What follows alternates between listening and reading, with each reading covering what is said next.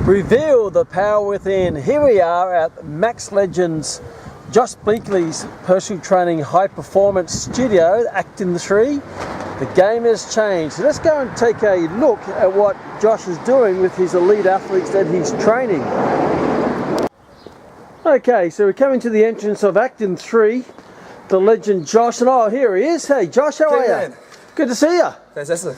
Hey mate, this is the nice little setup in here. Let's, can you take us through and give us the tour? Come on in. Alright, so this is where the magic happens. The magic happens. This is where all the high performance athletes train. Exactly, it's the home for mini athletes. And that's what you specialise in, and you're training elite athletes? Training athletes, yeah. Wow, well take us through, give us a quick look. We've got a spin bike here, we've got good high quality equipment.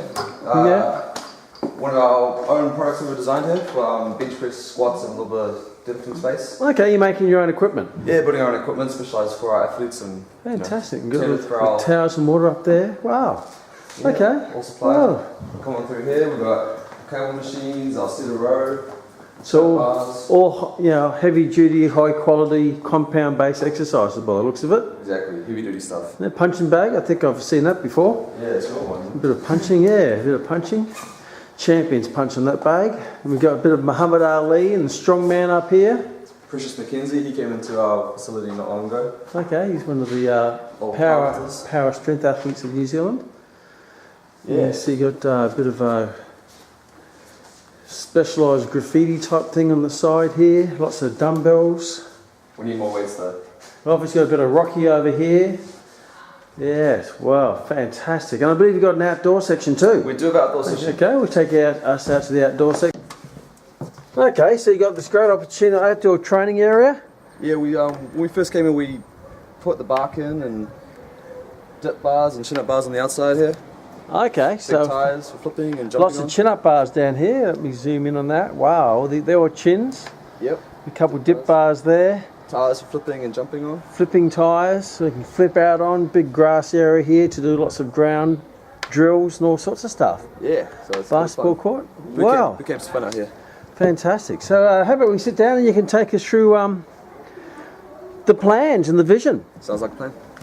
Through here we have our little holiday program going at the moment, but we do boot camps and our boxing trainings, and the karate is in here as well. Okay, so this is where the athletes also get to train, using all the martial art facilities. Yeah. Fantastic. And then one person goes, and then... Froggy! Came in. Thank you for showing us through your fantastic facility as you showed us the great training facility, the gym and the outdoor and the karate section. Wow, and you look so young. I am.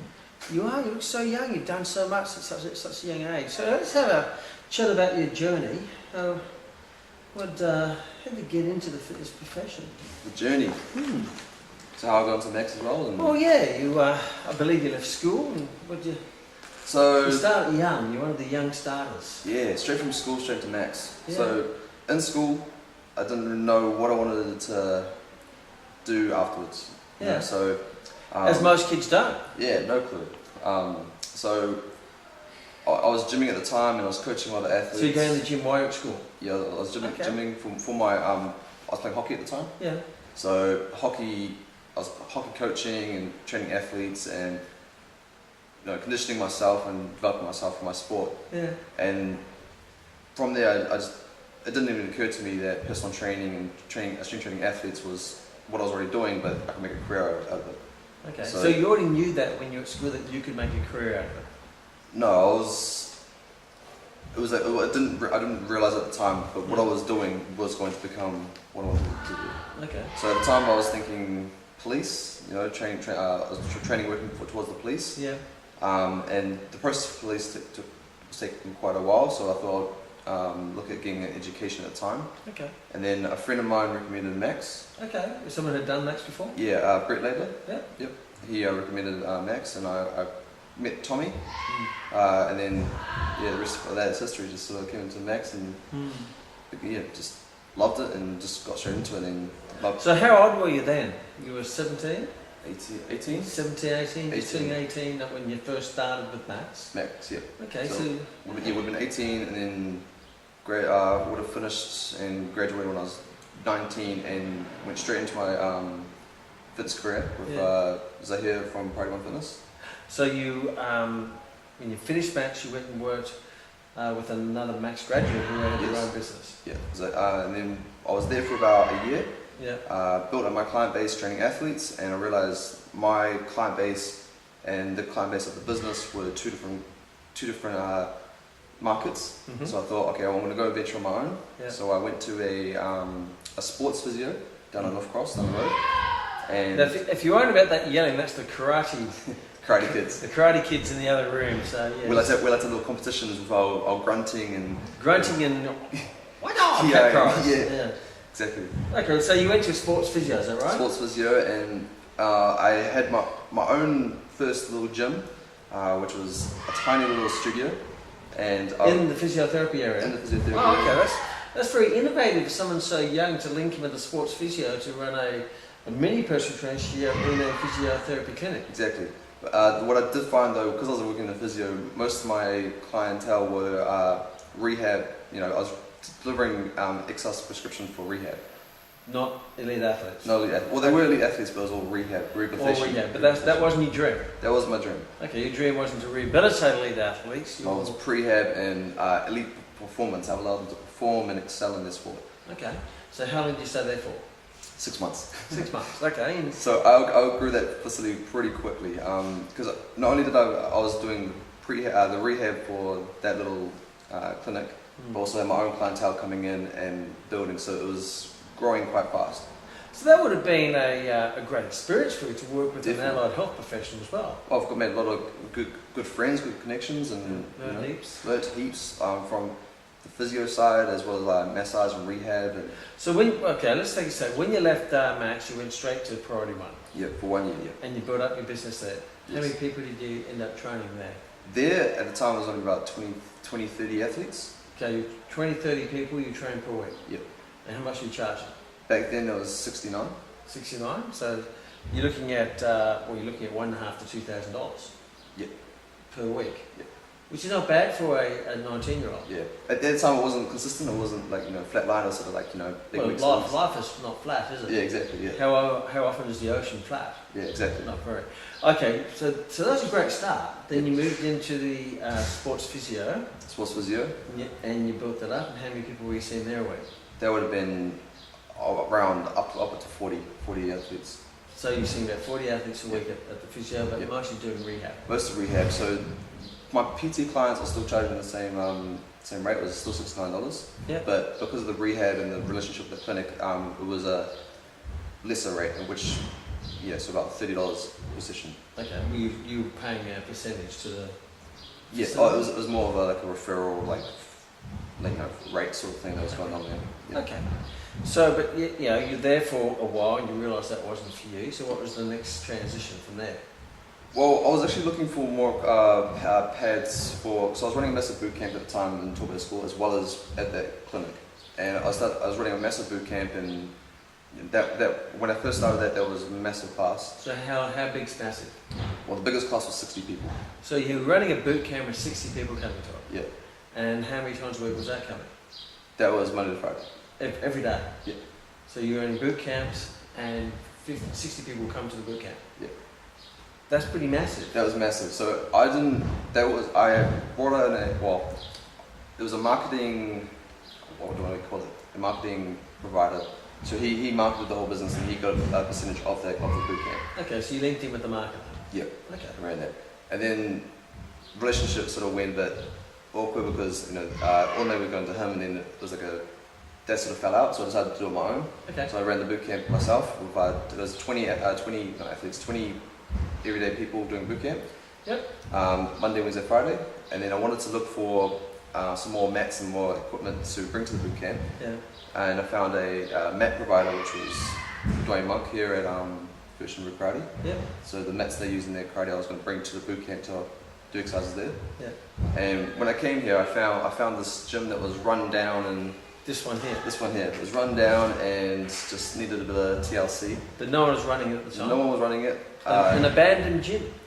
Well, it was part of the First and Root Club.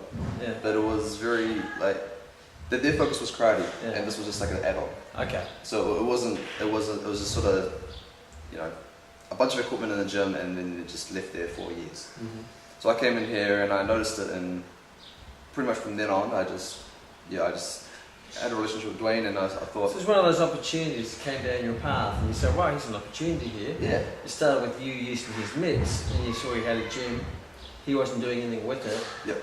So you... I offered to take it over, and that's what happened. I took it over. And now you're in your own facility. Exactly. And you get a double benefit because you get use of the karate area as well. Yeah, and they used our gym as well, so it's sort of like two businesses working together in one relationship. Yeah. And yeah, so I pretty much just cleaned the whole place up and got rid of all the equipment, brought in my own equipment, and just built it up myself.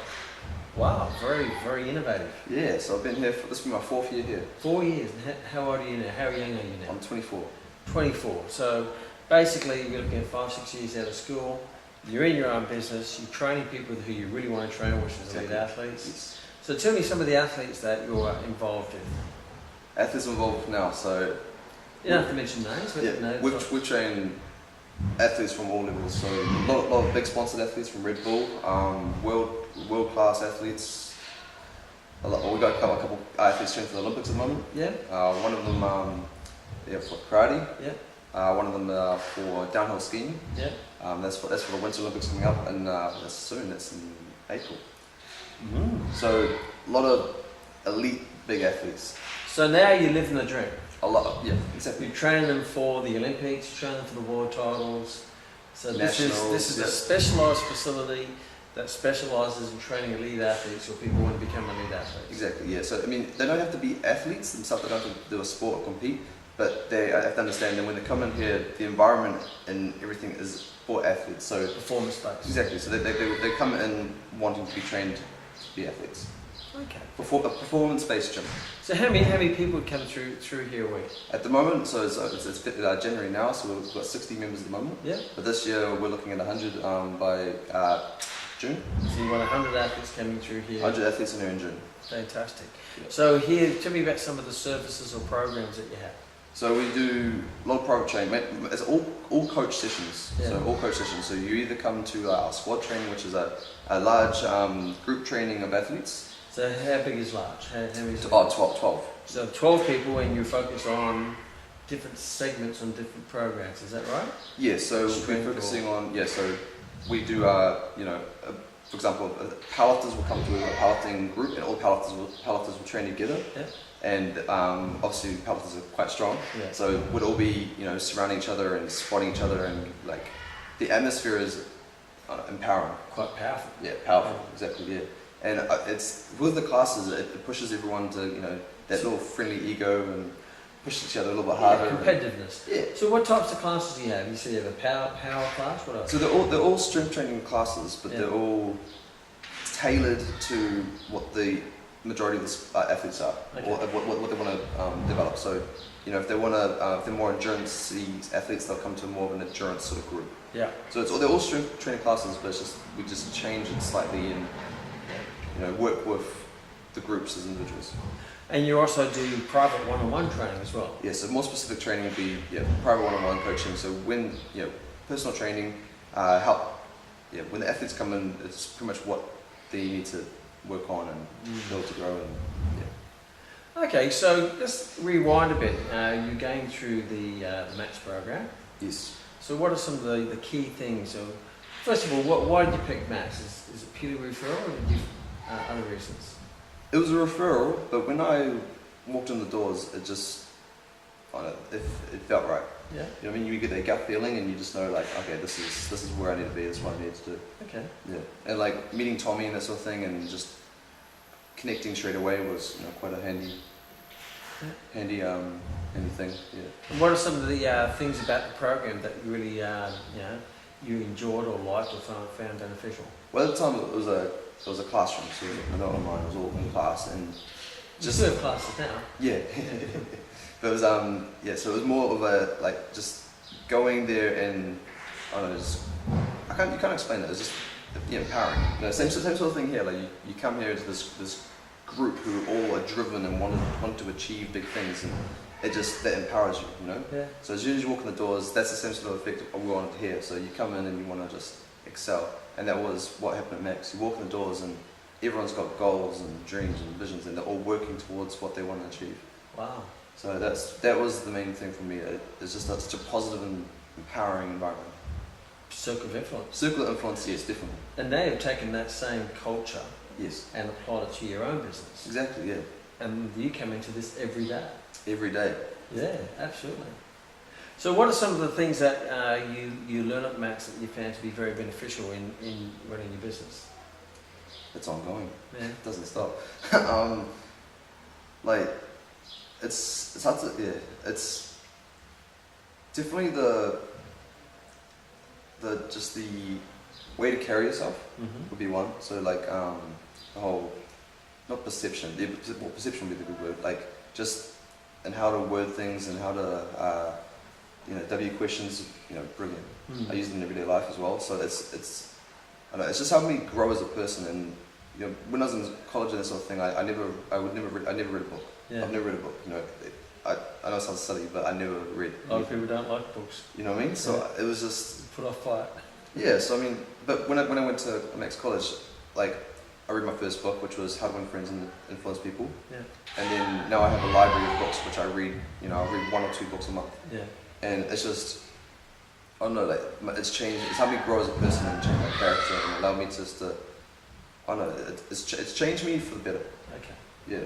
Awesome. It's sort of done things for me where like college didn't do for me. So what's different? College, you mean school? Yeah, college, yeah, for school, yeah. College in different countries. Yeah, sorry, yeah. So what's the difference? What's the difference between the Josh now and the Josh who started Max?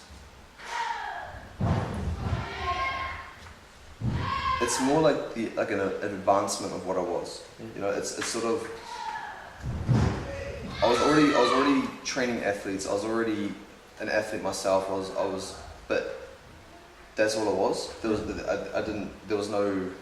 That it was sitting there, and now all of a sudden it's just like I've just been pushed up, and I don't know, I can't explain it. Like I'm like an advancement of what I was. Awesome. Yeah. So now I still train athletes, but now on a larger scale. I train national, world class athletes. And you get paid to do it. And I get paid to do it. So what are some of the things you enjoy most about training people, being a personal trainer, a coach? What are the rewarding things for you? Honestly, just the people who come here are just, because my business is built on word of mouth, and everyone who comes here is in the know, or they're like-minded, and everyone just gets along. Like everyone here, like it's a small gym, so you're sort of forced to know each other. Yeah. But it's the people here is what makes it. You know what I mean? It's the people in the gym make the environment, and that's what I love. I mean. This is my market. This is it's what I am. It's what they are, and we all just get along so well and push each other to grow. And I have to say the kind of people that we train here are just awesome. And you have to spend the rest of your life enjoying this, right? Exactly. Yeah, it's amazing how some people. I guess you're not one of those people who have go get a job and then stay there for too long and end up hating it. Exactly. And changing, but you're very similar to me. I went straight into fitness. Yes. I never had a job. So I don't understand that concept. Well, straight into personal training, grew it, and because I never had a job, I was curious. Yeah. I was curious to figure out, okay, well, let's see what a bigger gym operates like. So I was sort of like a undercover trainer, right? Okay. So I got an employed job 2 days a week, just in the mornings, and then I was running my business in the evenings, training clients in the evenings. So 2 days a week, I went to a massive commercial gym, one of the biggest gyms in the North Shore, and it was, I don't know, it was, I don't know what I was trying to get out of it, but I just wanted to see how everything operated, and because I want to grow this facility into a bigger facility. Yeah. And so I wanted to see how everything ran, and I was only there for about 8 to 10 months, and I just couldn't do it anymore, so left. Well, at least you know how the other side live, right? Exactly, and I now know that this is what I'm going to be doing, and I'm not going to be doing anything other than this. Yeah. Growing and building my empire, building my dream. So talking about this and growth, where's the future of this? What is the grand plan, the 2-year plan? 2-year plan. Yes, lots going on. Yeah. Lots going on. So at the moment we're focusing on building our own clubs and sports teams. Yeah. So because a lot of our athletes here we train athletes from all levels, a lot of extreme athletes and sort of thing, but a lot of sport team athletes. And what we're trying to do now is we're trying to develop our own teams from those sports to go compete against other clubs in New Zealand. Okay, wow. So yeah, it's quite big goals. That is big goals, isn't it? So you're going to have your own clubs in different sports. Yeah, exactly. So we've already got like powerlifting teams and that sort of thing, and we're just trying to expand into the sports now, like team sports, and take on the country. Take on the country. Yeah. Okay, so in 2 years' time you will be this, but a little bit bigger, I suppose. 2 years' time, I mean, obviously we will be expanding to a bigger facility, one that can cater for our sports teams and our business growth. But I'm a big believer on outgrowing my business instead of growing into the business. I want to have this place rather than trying to grow into that. Yeah, exactly. I want to fully have this place equipped with our own equipment that would pumping. Yeah, exactly. Pumping and just get everything fine tuned, and then just take that and take it to a bigger location. And you're bringing on new trainers to help that growth? Yeah, so now we have one more mixed student, Sean Jensen. Yeah. So he's been with us for this year's second year now. So he's the only other trainer we've got at the moment. Okay. We are looking for more trainers. Yeah. Just to help, how to continue the growth of the gym and how to cater our demand of athletes. Yeah. Wow. Yeah. So it's So yes, we are bringing on more trainers. So how does it make you feel when one of your athletes succeeds by winning a championship? Or it's awesome. It's insane. And they come in, but because there's so many athletes in the gym at the same time, they'll say it, and then everyone will come over, high five, and pat you on the back, and a little hug here and there. Like it's just it's an empowering place, and everyone feels comfortable and confident to tell each other that I'm top 10 in New Zealand or top 10 in the North Island, or top I'm number one, number two. Like they're happy to just tell everyone, and everyone's just all proud, and it's. So you share with me your one of your goals, just from a reputation, is to be known as one of the best strength and conditioning coaches in New Zealand. That's the goal, yeah. So that's the goal. So I want to be the number one strength and conditioning coach based on the clientele, the level of clientele, and just and the amount of revenue and everything we build from the business. And what's interesting, I was chatting to someone the other day, and they shared they wanted to become a coach for elite athletes, and they're not in the fitness profession at all. They're studying something which is completely different, but doesn't even like it. And the reason was, there's you can't get a position. There's no opportunities. There's not enough athletes. What would you say to someone who says, it can't be done? I love that question. it makes no sense to me. You can make a living. How many? Like you said the other day, was it $50 for the average personal trainer in New Zealand? Which is pathetically low. Right. Yes. And 20 clients is $1,000 a week. Yeah. 20 athletes. That's just base, isn't it? There's 20 athletes. That's what one sports team and a couple other athletes on site. Yeah. That's it. So you can make a living off it, and that's only 20 athletes. When you're building I don't even know how to what to say to them. It's just an excuse, really. But I guess the only limitation is your own mind, isn't it? Yeah, exactly. You can.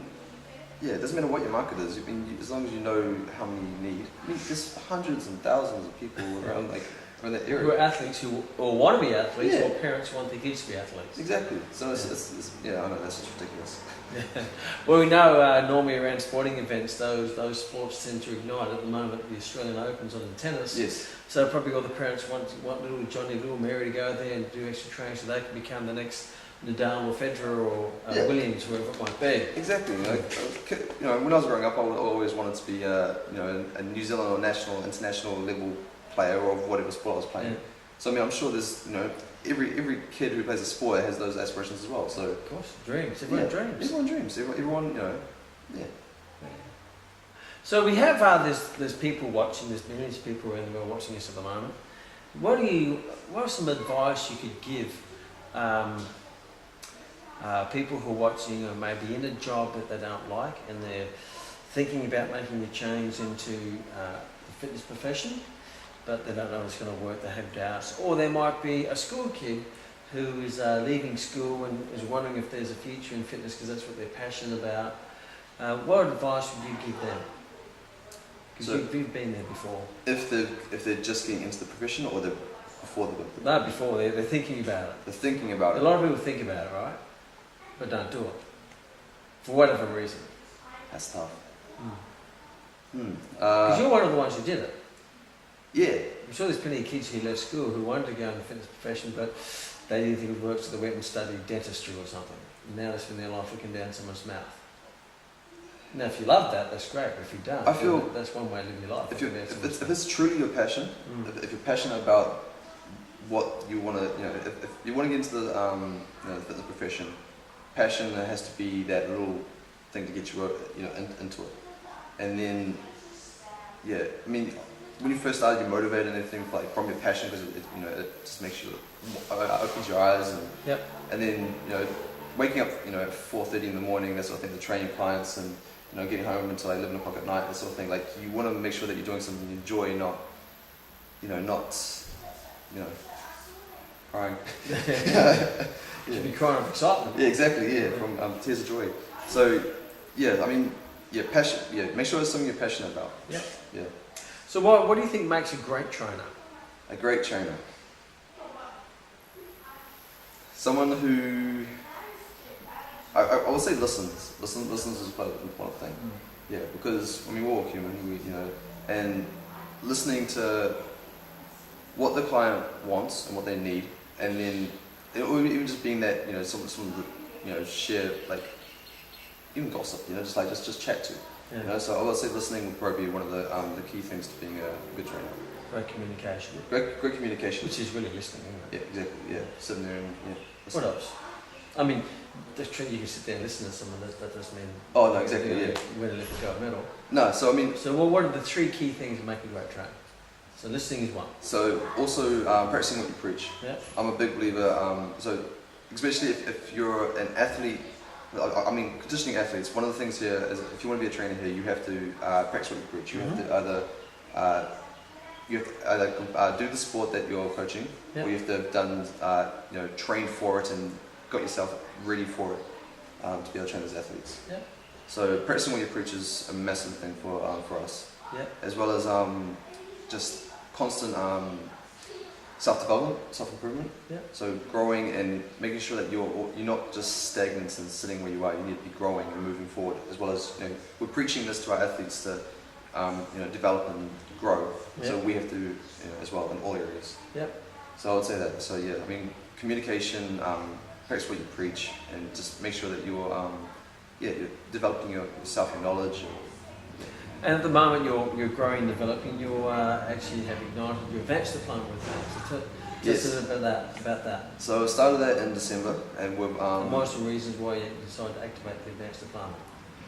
Well, it felt like good timing because the business is growing, and the advanced diploma is tailored for, for whatever you really want to tailor it to, really. And I'm putting it towards the business plan and what's it called, strategic business planning. Yeah. And helping to grow my business through the advanced diploma. Okay. Yeah. So you've already got now we say a mature business. Now you want to take it to the next level. Yeah. Like all our athletes here, I want to help provide the best facility for them to excel. Yeah. So it's all for them. So I want to help provide something that I never had when I was training. Yeah. So I want to create a facility that doesn't really exist. And to do that, I need to make some changes, and also that Max has helped me out so much and has got me to where I am today. Yeah. So advanced diploma is just helping me take what I've already done with the Max diplomas, and now advancing. Yeah. So what would be some finishing tips or wise words or wisdom you could give to people who's watching who want a career in fitness, want to be the best they can possibly be, or even want to train athletes like you? Ooh, don't